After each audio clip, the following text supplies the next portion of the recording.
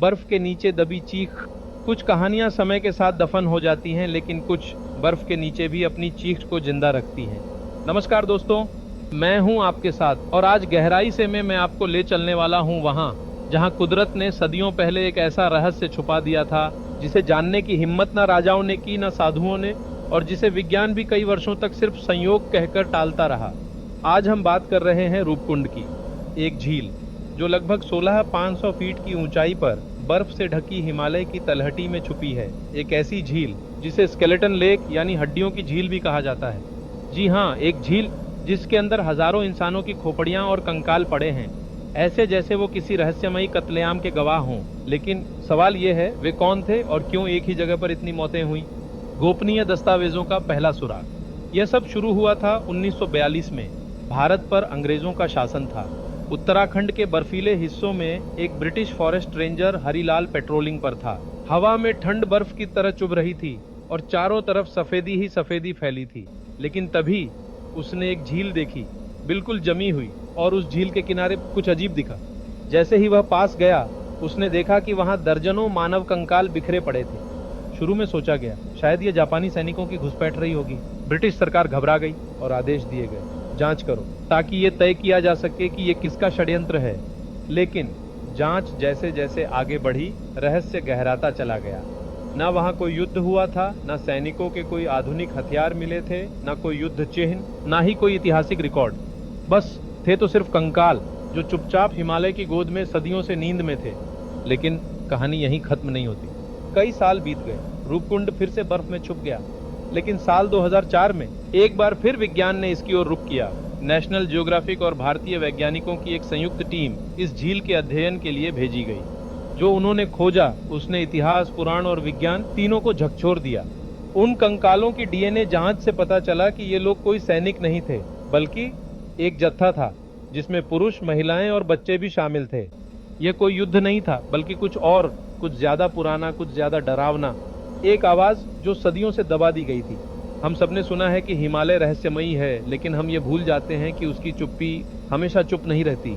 रूपकुंड की झील ने कुछ नहीं कहा, लेकिन उसके अंदर दफन हड्डियां आज भी वो कहानी कहना चाहती हैं जो इतिहास ने कभी लिखी ही नहीं। और यहीं से शुरू होती है हमारी खोज, एक ऐसी कहानी की जो सदियों पुरानी है, लेकिन हर बार जब बर्फ पिघलती है तो एक नई चीख सामने आती है। क्या आप तैयार हैं?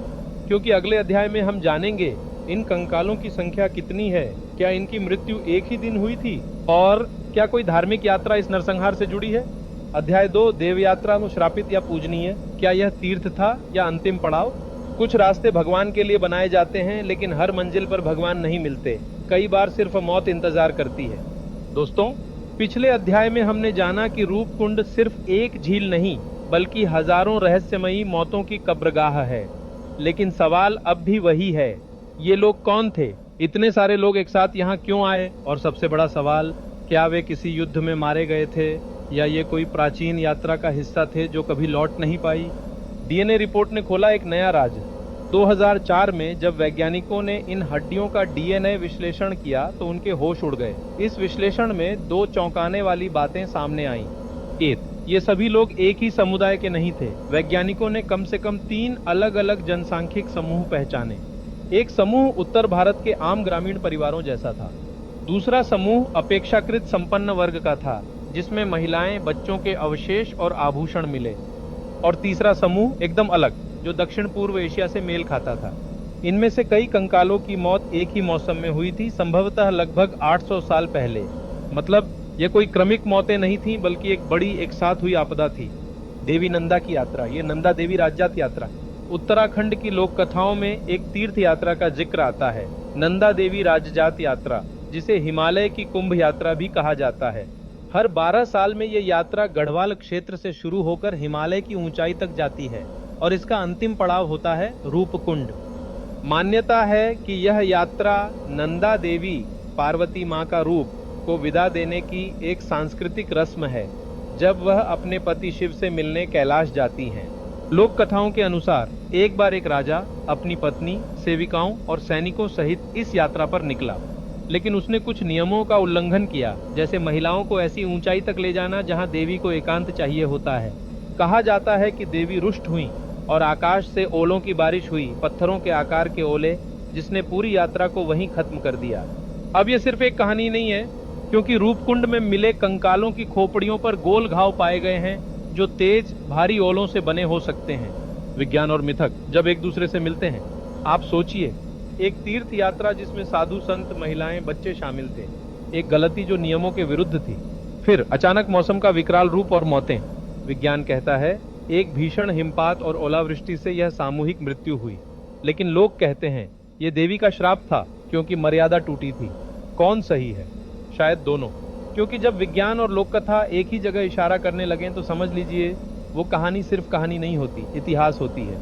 उन लोगों ने सोचा होगा हम देवी को विदा देने जा रहे हैं, लेकिन शायद देवी उन्हें मोक्ष देने की तैयारी में थी। अगले अध्याय में हम जानेंगे क्या यह पूरी घटना सिर्फ एक प्राकृतिक आपदा थी, और क्या ब्रिटिश अधिकारियों ने कभी इसका सच छुपाया। आखिर रूपकुंड आज भी क्यों रहस्य बना हुआ है जबकि इतने रिसर्च हो चुके हैं। अध्याय 3, जब बर्फ ने राज उगले। हिम की परतों में दबी सदियों पुरानी चीख, सदियों तक बर्फ ने राज छुपाए रखे, लेकिन वक्त ने जैसे ही तापमान बढ़ाया, वो कंकाल नहीं बलिदान बोल उठे। नमस्कार दोस्तों, मैं हूं आपका अपना गहराई से का साथी, और आज हम उस पल की बात करेंगे जब रूपकुंड ने खुद को खोल दिया, न किसी शंखनाद से, न किसी घोषणा से, बल्कि धीरे धीरे पिघलती बर्फ के बीच से निकली वो सच्चाई जिसने पूरी दुनिया को हैरान कर दिया। साल 2004 जब ग्लेशियर हिला। 2004 की गर्मियों में रूपकुंड में तापमान सामान्य से थोड़ा अधिक था। स्थानीय चरवाहों ने देखा कि झील का कुछ हिस्सा पिघलने लगा था। जैसे जैसे बर्फ हटी, वहां निकले कंकाल, खोपड़ियां, गहने, कपड़े, औजार और यहाँ तक कि चमड़े के जूते। पर यह सबसे चौंकाने वाला था, कंकाल पूरी तरह से प्राकृतिक संरक्षित अवस्था में थे। उनके बाल, नाखून, यहाँ तक कि मस्तिष्क की झिल्ली तक देखी जा सकती थी। डीएनए से खुला अंतर्राष्ट्रीय रहस्य। भारतीय और अमेरिकी वैज्ञानिकों की टीम ने इन अवशेषों का डीएनए विश्लेषण किया। परिणाम चौंकाने वाले थे। एक पहला समूह दक्षिण एशियाई मूल के लोग, यानी संभवतः भारत के उत्तर और दक्षिण क्षेत्रों से आए हुए। दूसरा समूह यूरोपीय मूल, विशिष्ट तौर पर ग्रीस या भूमध्य सागरीय क्षेत्रों से मिलता डीएनए। इसका मतलब था कि रूपकुंड तक पहुंचा कोई अंतर्राष्ट्रीय जत्था भी था। लेकिन सवाल यही है, इतनी ऊंचाई, इतनी कठिन यात्रा, कोई विदेशी दल यहाँ क्यों आएगा? तीर्थ, व्यापार या विज्ञान? कुछ सिद्धांत कहते हैं शायद ये लोग व्यापारिक रूट की खोज में थे। कुछ कहते हैं ये बौद्ध सन्यासी हो सकते हैं जिन्होंने पूरी एशिया यात्रा की योजना बनाई थी। और कुछ अब भी मानते हैं कि यह सब नंदा देवी यात्रा का हिस्सा था, जिसमें विदेशी आध्यात्मिक खोजकर्ता भी शामिल हुए होंगे। कैसे मरे ये लोग? घावों की जुबानी कहानी। जब वैज्ञानिकों ने कंकालों की खोपड़ियों की जांच की तो लगभग 70% खोपड़ियों में गोलाकार गहरे घाव पाए गए। ये घाव किसी हथियार से नहीं बने थे, ये किसी ऊपर से गिरे ठोस भारी गोल वस्तु से बने थे। यही नहीं, शरीर के बाकी हिस्सों में कोई चोट नहीं थी, यानी मौत सीधे सिर पर ओले गिरने से हुई। प्राकृतिक क्रोध या दैवीय न्याय? रूपकुंड के स्थानीय लोग सदियों से कहते आ रहे हैं नंदा देवी ने उन्हें रोका था, जो देवी की मर्यादा नहीं समझे, उन्हें ओलों ने सजा दी। अब जब विज्ञान भी यही कह रहा है तो क्या यह श्रद्धा और तथ्य का मिलन नहीं? शायद कभी कभी विज्ञान भी उस जगह पर पहुंच जाता है जहां पुराण पहले से इंतजार कर रहे होते हैं। झील जो दफन नहीं करती, सहेजती है। रूपकुंड एक ऐसी झील है जो मृत शरीरों को सड़ा गला नहीं देती। वहां की ऑक्सीजन की कमी, अत्यधिक ठंड और खनिज तत्व शरीर को प्राकृतिक रूप से मम्मी कर देते हैं। इसलिए ये शव आज भी ऐसे मिलते हैं जैसे किसी पल में सब कुछ थम गया हो, जैसे समय ने सांस रोक ली हो और उस पल को बर्फ में जड़ कर दिया हो। अध्याय 3 की सीख। रूपकुंड न सिर्फ एक रहस्य है, बल्कि ये मानवता की सीमाओं की परीक्षा भी है। कभी कोई यात्रा सिर्फ बाहरी नहीं होती, हर पड़ाव के साथ आत्मा का परीक्षण भी जुड़ा होता है। अध्याय 4, चुप्पी जो चीखती है। वैज्ञानिकों की सबसे कठिन परीक्षा। कभी कभी हड्डियां बोलती नहीं, लेकिन फिर भी वे पूरी सभ्यता सुना देती हैं। नमस्कार दोस्तों, मैं फिर से हाजिर हूं गहराई से के इस रहस्यमयी और ऐतिहासिक सफर में। पिछले अध्याय में आपने जाना कि कैसे रूपकुंड झील ने अपने भीतर छुपाए कंकालों से एक प्राचीन त्रासदी की परतें उधेड़ी। लेकिन आज हम बात करेंगे उन वैज्ञानिकों और शोधकर्ताओं की जिन्होंने इस चुप्पी को सुनने का साहस किया। वैज्ञानिक शिविर, जहां बर्फ से भी ठंडी सच्चाई मिली। साल 2019 में भारत और अमेरिका की संयुक्त टीम ने एक बड़े स्तर का शोध अभियान शुरू किया। रूपकुंड के आसपास 50 से अधिक हड्डियां, खोपड़ियां और सामान मिले। लेकिन एक बात ने सबको चौंका दिया, ये अवशेष एक ही समय के नहीं थे। डीएनए और रेडियोकार्बन डेटिंग से पता चला कि कुछ अवशेष 800 ईस्वी के हैं, कुछ 1800 ईस्वी के आसपास के हैं। 1000 साल का फासला एक ही झील में। इसका मतलब रूपकुंड एक बार में नहीं बल्कि कई बार मौत की घाटी बनी। अब यह सवाल उठा, क्या यह झील हर कुछ शताब्दियों में एक खास त्रासदी का केंद्र बनती है? क्या यह कोई यज्ञ स्थल थी जहां लोग बलिदान के लिए आते थे, या यह एक तीर्थ यात्रा थी जो समय समय पर अलग अलग युगों में लोगों को बुलाती थी? वैज्ञानिकों के पास डेटा था, लेकिन जवाब अब भी बर्फ के नीचे था। गहने, कंबल और कपड़े, औरतों और बच्चों की मौजूदगी, कई अवशेषों के साथ महिलाओं के कंगन, बच्चों के कंबल, यहाँ तक कि धागों में बुने धार्मिक चिन्ह भी मिले। इसका अर्थ था ये कोई सैन्य दल या खोजकर्ता नहीं बल्कि परिवारों के साथ चल रही कोई धार्मिक यात्रा थी। रूपकुंड अचानक एक संघर्ष स्थल से आस्था स्थल बन गया। नंदा देवी राजात यात्रा से संबंध। उत्तराखंड की एक प्रसिद्ध परंपरा है नंदा देवी राजात यात्रा, जो हर 12 वर्षों में होती है। इसमें श्रद्धालु 280 किमी की कठिन यात्रा करते हैं, जिसका अंतिम पड़ाव होता है रूपकुंड। लोक कथा कहती है कि एक बार एक राजा अपनी रानी और सेवकों सहित देवी की यात्रा पर निकला था, लेकिन उसने मर्यादा भंग की और नंदा देवी ने उन्हें भयंकर ओलों से दंडित किया। डीएनए और समय की पुष्टि से ये कथा एक ऐतिहासिक घटना लगने लगी। वैज्ञानिकों की बाधाएं और बर्फ की सख्त जांच। रूपकुंड में रिसर्च करना आसान नहीं था। ऑक्सीजन की कमी, डेस्क तापमान, बर्फ की चादरों को काटकर शवों को नुकसान पहुंचाए बिना निकालना और फिर उन्हें दिल्ली, बेंगलोर या न्यूयॉर्क तक सुरक्षित पहुंचाना। हर हड्डी को एक सभ्यता का अवशेष मानकर छुआ गया। चुप्पी का संदेश। रूपकुंड के वैज्ञानिक मिशन ने एक बात साफ की कि इतिहास सिर्फ किताबों में नहीं होता, वो बर्फ में दबा होता है, हड्डियों में बसा होता है और उन कहानियों में सांस लेता है जिन्हें हम सुनना भूल गए हैं। हम समझते हैं कि विज्ञान चीजें साबित करता है, लेकिन रूपकुंड ने सिखाया कि विज्ञान भी कभी कभी सुनता है। अध्याय 4 की सीख। इतिहास कभी एक आयाम में नहीं होता, वो श्रद्धा, प्रकृति और विज्ञान, इन तीनों के संगम से जन्मता है। वैज्ञानिक सिर्फ प्रयोग नहीं करते, कभी कभी वो सदियों की आत्माएं जगाते हैं। अध्याय 5, अंतिम यात्रा, जिनके कदम लौटे नहीं।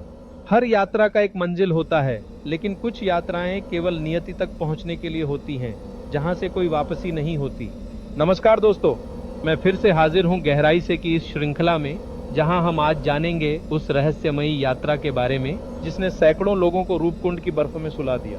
पिछले अध्याय में हमने देखा कि कैसे वैज्ञानिकों ने बर्फ के नीचे दबी हड्डियों को एक पूरी सभ्यता का आईना बनाया। अब सवाल यह था, ये लोग कौन थे? वो क्यों इस वीरान और खतरनाक स्थान पर आए थे? और क्या वाकई ये एक श्रापित यात्रा थी? यात्रा जो जीवन से आगे थी। पुराने लोकगीतों और ग्रंथों में जिक्र आता है कि एक बार कत्यूरी वंश का एक राजा अपनी रानी, दरबारियों और सेवकों के साथ नंदा देवी की यात्रा पर निकला था। उस यात्रा में देवी को चढ़ाने के लिए खास पालकी, प्रतीकात्मक कन्या और भक्ति में रचे बसे लोग शामिल थे। लेकिन एक रात झील के पास रुकते समय राजा ने नियम तोड़े। संगीत, नृत्य और शराब के साथ देवी नंदा कुपित हो उठी और फिर हुआ विनाश, प्रलय का दिन। लोक कथा कहती है, आकाश से ओलों की बारिश नहीं, प्रहार हुआ। हर ओला ऐसा था जैसे लोहे का गोला, तेज, भारी और मारक। सिर फट गए, घुटने टूटे और चीखें बर्फ में घुलकर सदा के लिए शांत हो गईं। यह कथा केवल कहानी नहीं थी। 2019 के वैज्ञानिक विश्लेषण में कई खोपड़ियों में गोल और घातक फ्रैक्चर पाए गए, ऐसे जैसे ऊपर से भारी वस्तु गिरी हो। और हैरानी की बात, बाकी शरीर को कोई नुकसान नहीं था। यह ओलों से हुई मौत के सिद्धांत की वैज्ञानिक पुष्टि थी। कपड़े, भावनाएं और अधूरी इच्छाएं। मृतकों के पास मिले सामान, ऊनी वस्त्र, चप्पलें, ताम्रपत्र, घास से बनी टोकरियां, स्त्रियों के सिंदूरदान और बिंदी के डिब्बे। ये सिर्फ यात्री नहीं थे, ये श्रद्धालु थे। ये युद्ध के लिए नहीं, भक्ति के लिए निकले थे। उनके कदमों की आहट अब भी बर्फ में छिपी है। झील की चुप्पी, आत्माओं की गूंज। क्या आपने कभी सोचा है कि अगर आत्माएं होती हैं तो क्या वे वहीं रहती हैं जहां उनकी इच्छाएं अपूर्ण रह गई हों? रूपकुंड की बर्फ कब्र नहीं, एक प्याला है जिसमें श्रद्धा, गलती और मृत्यु तीनों एक साथ जम गए हैं। कभी कोई वहां अकेला जाता है तो उसे लगता है कोई उसकी सांसें गिन रहा है। तीर्थ का श्राप या परीक्षण। क्या नंदा देवी ने दंड दिया, या यह कठिन पर्वतीय यात्रा थी जो जीवन की आखिरी परीक्षा बन गई? यह प्रश्न आज भी वहीं खड़ा है, जहां हिमालय की चुप्पी, श्रद्धालुओं की आत्मा और वैज्ञानिकों की जिज्ञासा तीनों मिलते हैं। अध्याय 5 की सीख। रूपकुंड में जो हुआ वह सिर्फ एक दुर्घटना नहीं, एक प्राचीन चेतावनी थी। जब श्रद्धा में अहंकार घुलता है तो देवता मौन नहीं रहते, और कभी कभी एक झील सैकड़ों कहानियों की समाधि बन जाती है। अध्याय 6, जो लौटे लेकिन पहले जैसे नहीं रहे। कुछ यात्राएं ऐसी होती हैं जो शरीर को नहीं, आत्मा को बदल देती है।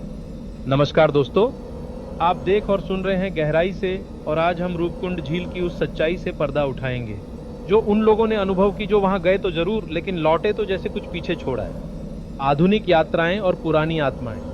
साल 2004 से लेकर अब तक हजारों ट्रैकर्स और पर्यटक रूपकुंड ट्रैक पर गए, लेकिन इनमें से कुछ के साथ ऐसी घटनाएं हुई जिन्हें विज्ञान आज भी पूरी तरह नहीं समझा सका। कुछ आम अनुभव। रास्ते में किसी के साथ चलने की आहट, जबकि आसपास कोई नहीं था।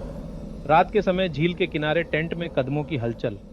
कैमरों में रिकॉर्ड हुए अजीब व्हिस्पर्स और धुंधली परछाइयां।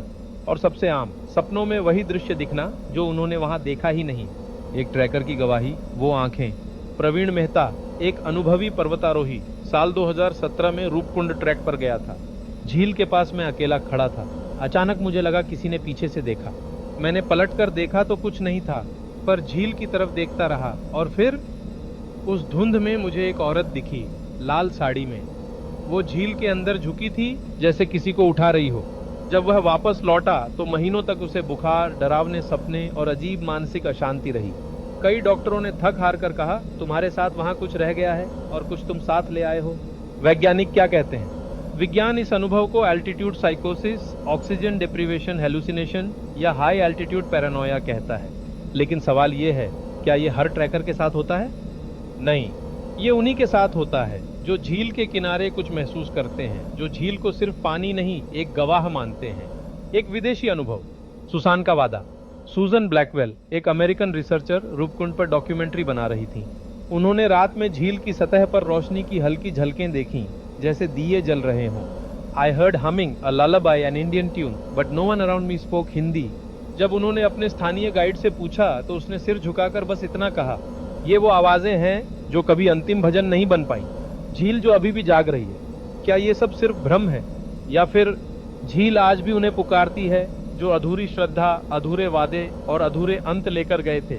कई यात्रियों का कहना है कि रूपकुंड में कोई नहीं मरा, वो सब वहीं हैं। वो सो नहीं रहे, बस चुप हैं। अध्याय 6 की सच्चाई। रूपकुंड एक टूरिस्ट प्लेस नहीं, एक स्मृति स्थल है।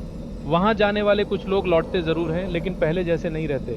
बर्फ के नीचे सिर्फ हड्डियां नहीं, कथाएं, चेतावनियां और आत्माएं दबी हैं। अध्याय 7। उस बर्फीली चुप्पी ने क्या देखा? क्या किसी मौन ने अपने भीतर कोई पुकार छिपा रखी थी?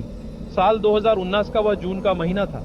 INSA, Indian national science academy के अंतर्गत एक विशेष अनुसंधान टीम को सरकार ने रूपकुंड झील के वैज्ञानिक विश्लेषण हेतु चुना। उद्देश्य केवल मानव कंकालों की DNA जांच नहीं था, बल्कि यह जानना था कि क्या कोई सांस्कृतिक या धार्मिक कारण है जो इन लोगों को वहां खींच लाया था। टीम में एक नाम था, डॉ रेवा त्रिपाठी, एक युवा लेकिन संवेदनशील पुरातत्व विज्ञानी, जिसे हमेशा से यह महसूस होता था कि हर अवशेष केवल इतिहास नहीं, एक जीवित आत्मा का मौन संदेश होता है। रूपकुंड पहुंचना। डॉक्टर रेवा और उनकी टीम सेना की सहायता से लगभग 5000 मीटर की ऊंचाई पर पहुंची। जैसे ही वह झील के पास पहुंची, उन्होंने वहां कुछ ऐसा देखा जो पहले की रिपोर्ट में नहीं था। पत्थरों से बनी एक अर्धचक्राकार संरचना। वह कोई युद्ध का चिन्ह नहीं था और न ही कोई प्राकृतिक रचना। वह एक प्रकार की समाधि लग रही थी।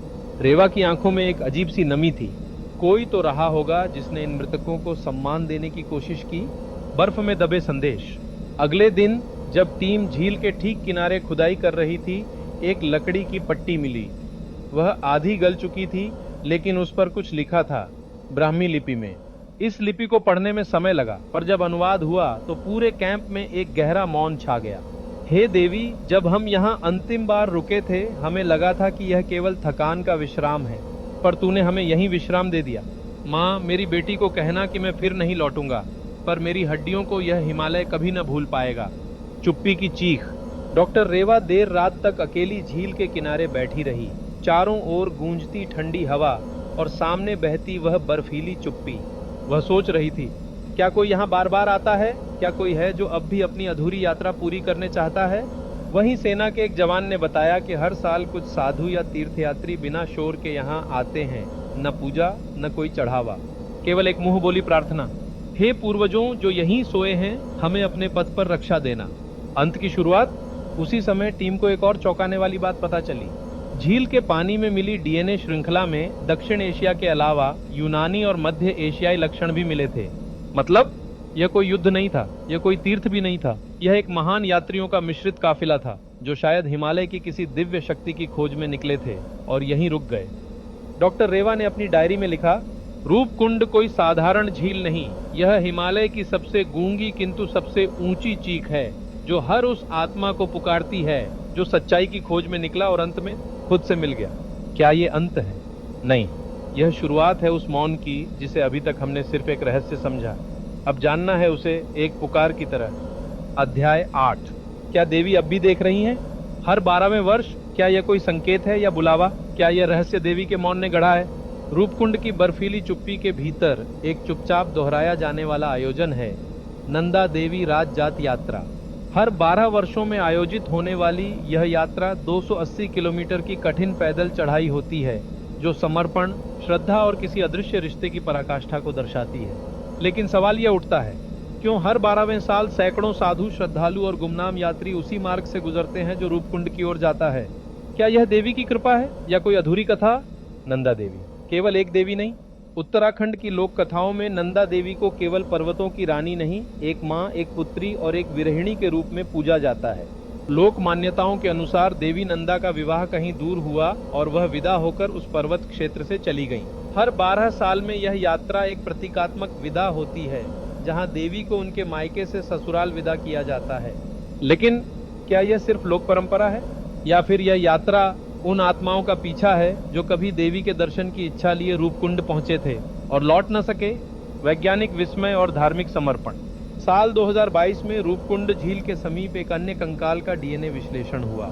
इस बार चौंकाने वाली बात यह थी, इस व्यक्ति की मृत्यु 850 साल पूर्व हुई थी और उसके डीएनए में हिमालय के किसी भी स्थानीय जनसमूह का कोई मेल नहीं था।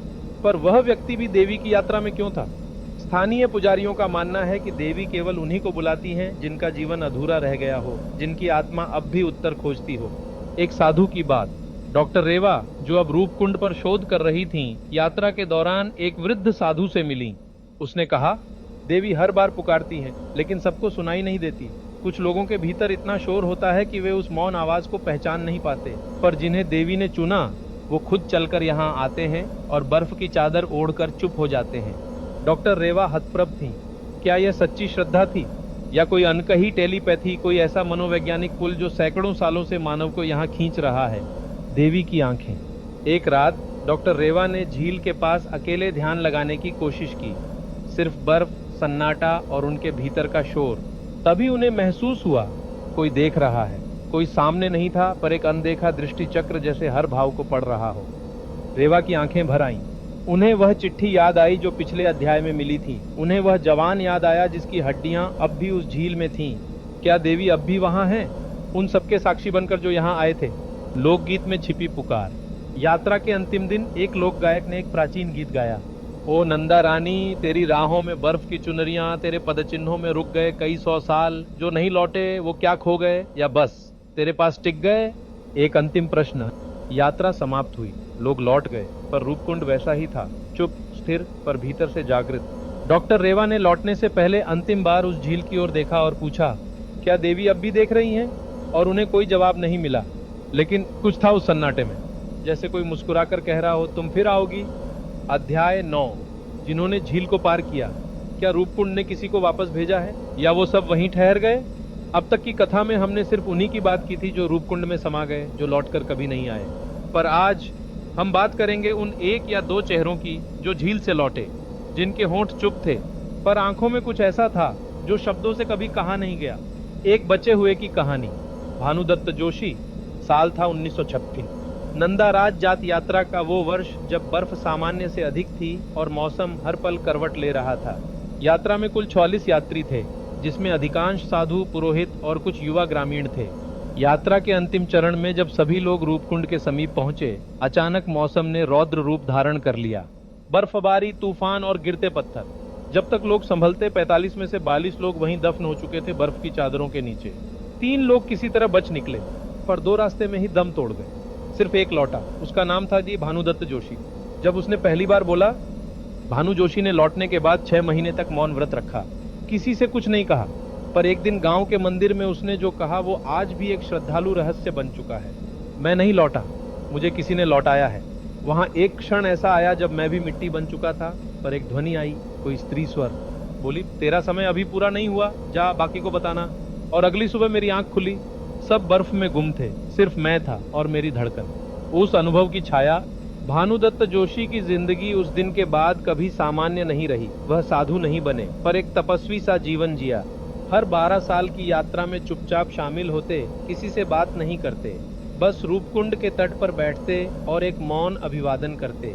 लोग कहते वे वहां कुछ देख रहे होते थे जो बाकी किसी को नहीं दिखता था। एक पुरानी डायरी का अंश। साल 2008 में उनके निधन के बाद उनकी एक छोटी सी डायरी मिली। उसमें बस 2 पंक्तियां लिखी थीं, जो झील को पार कर गया, वो जीने नहीं लौटा। मैं अब बस जीवित हूं, पर जीवन वहीं छोड़ आया हूं। क्या झील वापस भेजती है? यह सवाल अब भी वैज्ञानिकों के लिए पहेली है। कई शोध बताते हैं कि कुछ यात्रियों ने रूपकुंड से लौटकर आत्महत्या कर ली, कुछ गहरे मानसिक रोगों का शिकार हो गए। पर भानु जैसे कुछ उदाहरण उन सबसे अलग हैं। क्या झील किसी को चुनती है? क्या कोई बलिदान अधूरा होता है जिसे पूरा करने के लिए किसी को लौटाया जाता है? या ये सब सिर्फ मनोवैज्ञानिक प्रभाव है? समान वातावरण में बार बार लौटती आस्था और भय का संगम? अंतिम पुकार। आज भी जब यात्रा होती है, कुछ साधु रूपकुंड से जल नहीं भरते। कहते हैं, यह जल नहीं, वह मौन है, जो कभी सुना तो फिर शब्दों की जरूरत नहीं रहेगी। अध्याय 10। झील के नीचे जो रह गया, क्या रहस्य अब भी जीवित है या झील ने सब निगल लिया है? रूपकुंड की झील को देखकर पहली बार जो भी आता है, उसके मन में एक ही प्रश्न उठता है, क्यों इतने लोग मरे? क्यों वे सब वहीं थम गए? और सबसे बड़ा, क्या अब भी वहां कुछ छिपा है? वैज्ञानिक खोज की शुरुआत।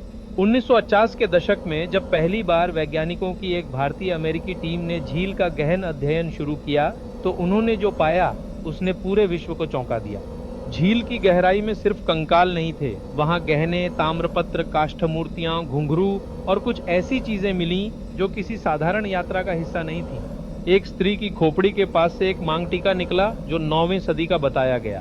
क्या वहां कोई राज परिवार की स्त्री भी थी, या कोई पुजारिन, या वो नंदा देवी की प्रतीक बनकर इस यात्रा का हिस्सा बनी थी? डीएनए रिपोर्ट और अनोखी सच्चाई। 2019 में एक नई रिपोर्ट प्रकाशित हुई, जिसमें 28 कंकालों का डीएनए विश्लेषण किया गया। परिणाम विस्मयकारी थे। उनमें से कुछ लोगों का संबंध भूमध्य सागर, मेडिटेरेनियन और दक्षिण पूर्व एशिया से था। सवाल अब और गहरे हो गए। क्या यह कोई अंतर्राष्ट्रीय तीर्थ यात्रा थी, या रूपकुंड कभी कोई गुप्त व्यापार मार्ग था जो हिमालय के भीतर छिपा था? बर्फ के नीचे की परत। 2002 में ISRO और जियोलॉजिकल सर्वे ऑफ इंडिया की टीम ने ग्राउंड पेनिट्रेटिंग रेडार से झील के नीचे स्कैन किया, पर उन्होंने पाया कि झील के नीचे कुछ भी सामान्य नहीं है। वहां एक गुफानुमा संरचना है जिसकी गहराई लगभग 12 मीटर तक जाती है, पर अब तक किसी को उसमें प्रवेश नहीं करने दिया गया है। कारण, झील को धार्मिक स्थल घोषित कर दिया गया है। और ये सही भी है, क्योंकि हर उत्तर जरूरी नहीं होता। कुछ सवाल आस्था के लिए अधूरे रहने चाहिए। एक पुराना गीत। उत्तराखंड के लोक गायक, जिन्होंने रूपकुंड की कहानियां पीढ़ियों से सुनी थीं, एक गीत गाते हैं। झील के नीचे जो दीप जले, वो आंखों से नहीं, हृदय से देखे जाते हैं। हर बार जब बर्फ पिघलती है, कोई पुराना सपना जागता है। आज का रूपकुंड, आज भी रूपकुंड वहां है, ठंडी, चुप, लेकिन जीवित। हर 12 साल में जब नंदाराज जात यात्रा होती है, हजारों लोग उस झील के सामने मौन खड़े हो जाते हैं। किसी को जवाब नहीं चाहिए, बस एक स्वीकृति चाहिए कि कुछ चीजें मनुष्यता से परे हैं, कुछ रहस्य सिर्फ महसूस किए जाते हैं। और अब एक मौन प्रणाम। दोस्तों, आज जब आपने ये कथा सुनी, शायद आपके मन में भी कुछ सवाल जागे होंगे। पर याद रखिए, रूपकुंड की झील एक कहानी नहीं है, वह एक अनुभव है। एक ऐसी पुकार जो उन सभी तक पहुंची जो अपने जीवन में कभी कुछ अधूरा छोड़ आए थे। मैं हूं जनक मोदी और आप देख रहे हैं गहराई से, जहां कहानियां सिर्फ सुनाई नहीं जाती, महसूस की जाती हैं। जुड़िए अगली खोज में, एक नई यात्रा में, जहां इतिहास, विज्ञान और आत्मा एक साथ चलते हैं। ऐसी ही सच्ची कहानियां सुनने के लिए चैनल को लाइक, सब्सक्राइब और शेयर कीजिए।